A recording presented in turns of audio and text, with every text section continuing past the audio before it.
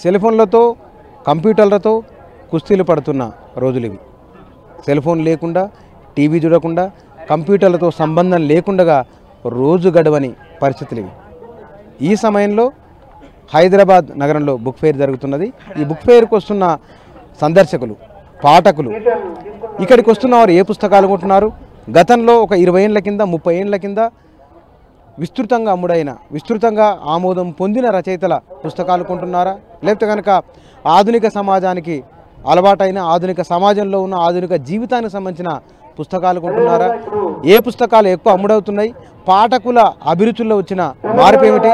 పాఠకులు, ముద్రాపకులు ఏమంటున్నారో వారి అభిప్రాయాలను అడిగి వారి మాటలోనే తెలుసుకుందాం.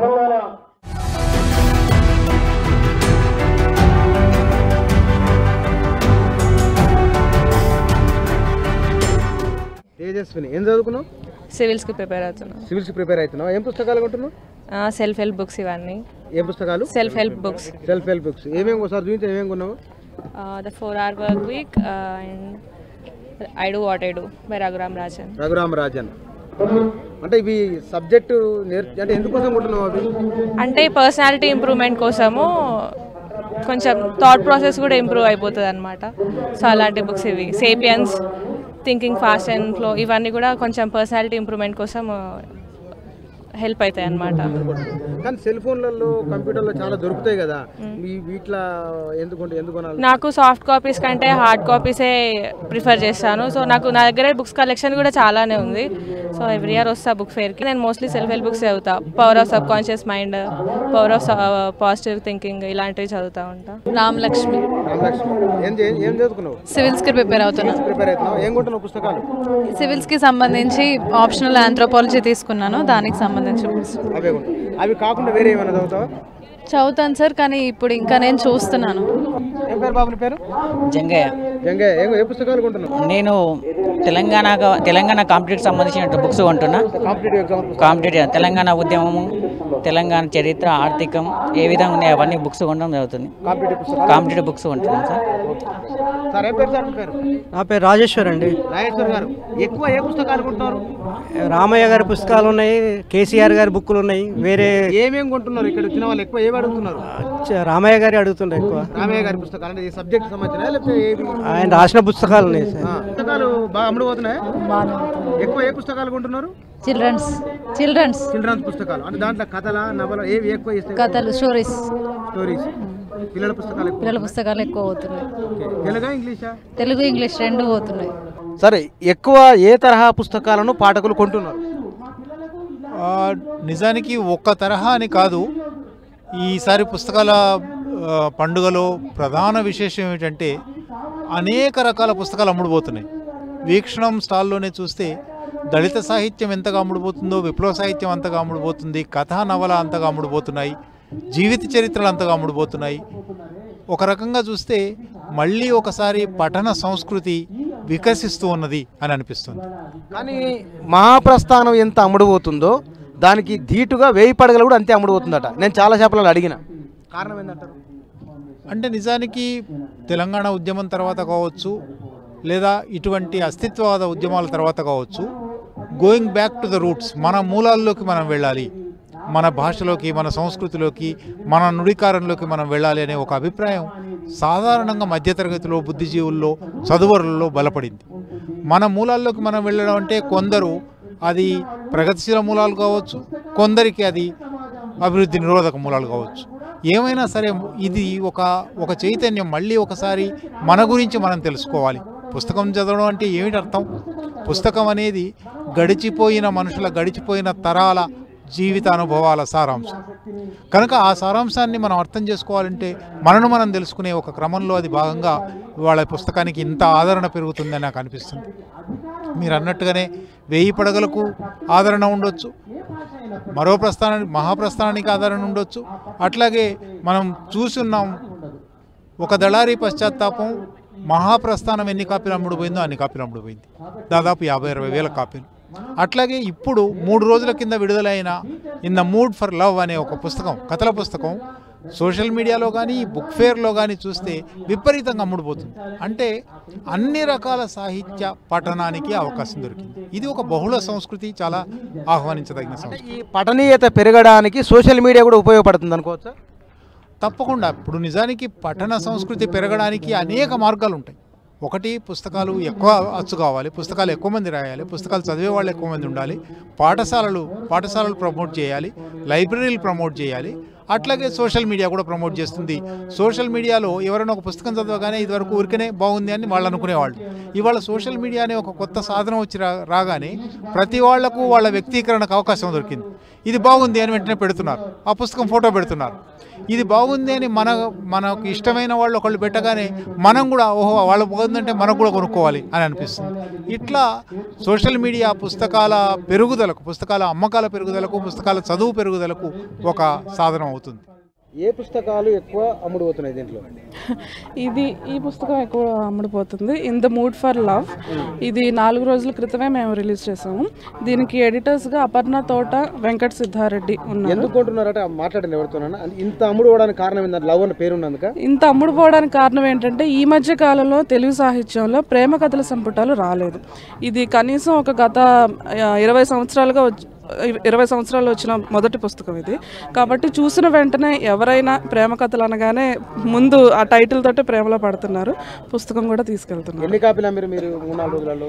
ఇప్పటికొచ్చి ఒక 300-400 అమ్మాము. 300-400. నా పేరు వివి బ్రహ్మం గారు. ఏ పుస్తకాలు ఎక్కువ కొంటున్నారు జనాలు ఇక్కడ? చివరకు మిగిలేది బుచ్చిబాబుది, తర్వాత పాకుడ్రాళ్ళు జ్ఞానపీఠ అవార్డు వచ్చినది ఉంది కదా, మన రావూరు భరద్వాజ పుస్తకం, మ్యాక్స్ మింగూరికి అమ్మ, 1000 పడగలు, నిన్న మొన్న రిలీజ్ అయిన మైనా శీల వీరరాజు పుస్తకం, తర్వాత లజ్జ, మళ్ళీ ఓషో పుస్తకాలు, చలం పుస్తకాలు బాగుపోతున్నాయి. విశ్వనాథ సత్యనారాయణ కూడా బాగుపోతున్నాయి. రామాయణ 1000 పడగలు, రామాయణ కొంచెం తక్కువ పోతున్నాయి, కానీ 1000 పడగలు ఎక్కువ పోతున్నాయి. 1000 పడగలు మీరు ఎన్ని కాపీలు అమ్మినారు ఇప్పటి వరకు? మేము 20 అమ్మినాము 3 రోజుల్లో. మొత్తం మీద ఓవరాల్గా రోజుకు 200-300 కాపీలు అమ్మింటారు. అది 700 రూపాయలు ఖరీదు. ధర ఎక్కువైనా కొంటున్నారు, ఎందుకంటే జ్ఞానపీఠ అవార్డు వచ్చింది కదా దానికి, అందుకోసం కొంటున్నారు. దాని విలువను బట్టి విశ్వనాథ సత్యనారాయణ ఒక స్టాండర్డ్ రచయిత, దానికి జ్ఞానపీఠ అవార్డు వచ్చింది కదా, అందుకోసం కొంటున్నారు చదవాలని. తర్వాత ఇంకా అన్ని రకాల. ఏ వయసు వాళ్ళు ఎక్కువ వస్తున్నారు? యంగర్స్ ఎక్కువ వస్తున్నారు బాగా. అంటే 25 to 50 బిలో వాళ్ళు ఒక 60% అటెండ్ అవుతున్నారు.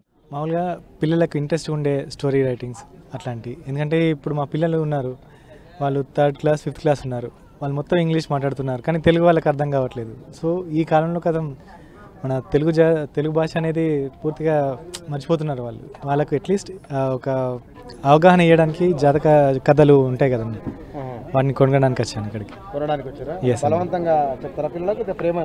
No if they interested means the theme, ఒకవేళ వాళ్ళకు ఆ థీమ్ నచ్చితే వాళ్ళు ఖచ్చితంగా వాళ్ళు ఫాలో అప్ అవుతుంటారు. So they will. నా పేరు శ్రీకాంత్ అండి, నేను లైబ్రేరియన్ అండి. ఏం పేరు తమ్మి నీ పేరు? నా పేరు మనోజ్ అండి. మనోజ్, ఏం తీసుకున్నావు? చూస్తున్నాను చలం మైదానం కోసం చాలా రోజుల నుంచి ఎదుగుతున్నా, ఎక్కడ దొరికింది ఈరోజు. మైదానం దొరికిందా? తెలుసా ఈ రైటర్ గురించి మీకు? ఎందుకు తెలియదండి. చలం గురించి ఒక మాటలు చెప్పు. అంటే నేను ఇంతవరకు చదవలేదు, ఫస్ట్ టైం. చలం గురించి అంటే శ్రీకి సమకాలికుడు అని విన్నాను. శ్రీ మహాప్రస్థానం పుస్తకానికి ముందు మాట కూడా రాశాడు ఆయన, యోగ్యతా పత్రం. సో ఆయన మిగిలిన వాళ్ళతో పోలిస్తే ఈయన శైలి అంతా డిఫరెంట్గా ఉంటుందని, మరి ఫ్లోఆత్మకంగా ఉంటుందని విన్నాను. కాకపోతే ఇంతవరకు ఈయన సాహిత్యం పెద్దగా ఎక్కడ దొరకలేదు. వాటి కోసం చూస్తున్నా. మైదానం పుస్తకం దొరికింది, కొనాలి. ఏం పని చేస్తారు మీరు? నేను యాక్చువల్గా సివిల్స్ ప్రిపేర్ అవుతున్నాను. నేను యాక్చువల్ నాకు తెలుగు సాహిత్యం చదవడం ఇష్టం మామూలుగా. సో ముళ్ళపూడి వెంకటరమణ, శ్రీరమణ. తెలుగు సాహిత్యంలో ఏ కవి ఇష్టం నీకు? ముళ్ళపూడి వెంకటరమణ, ఇంకా శ్రీరమణ, వాళ్ళిద్దరి శైలి చాలా బాగుంటుంది.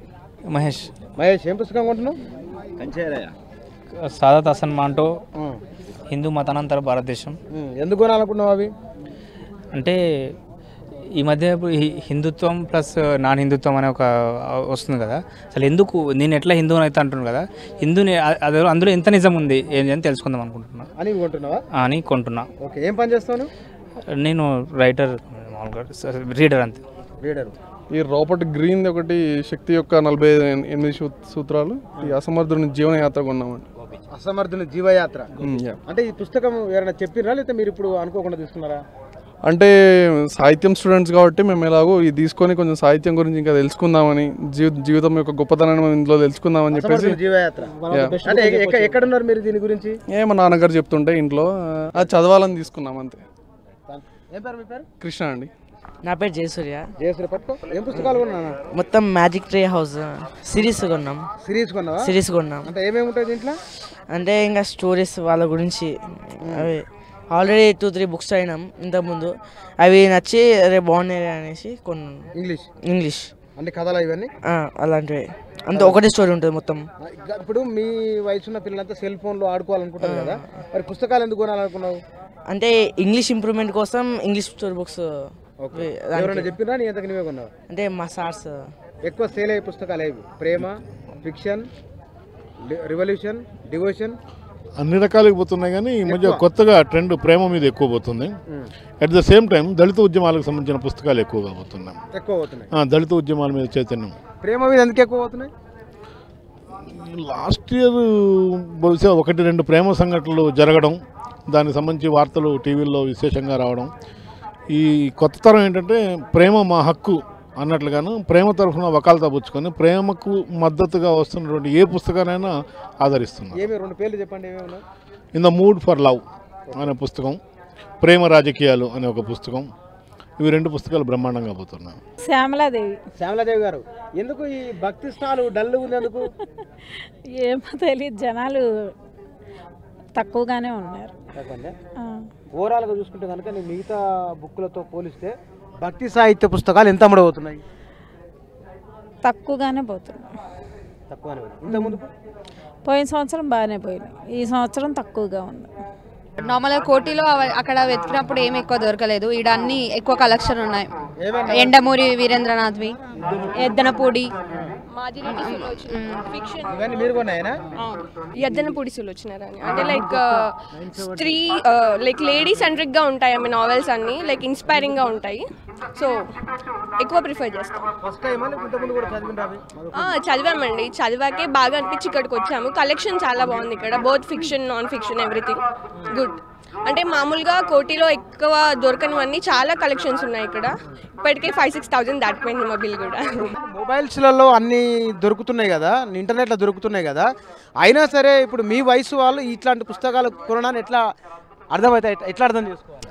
లైక్ పీడిఎఫ్లో చదివితే లైక్ బుక్ చదివిన ఫీల్ రాదు, అంటే హత్తుకున్నట్టుగా ఉండదు.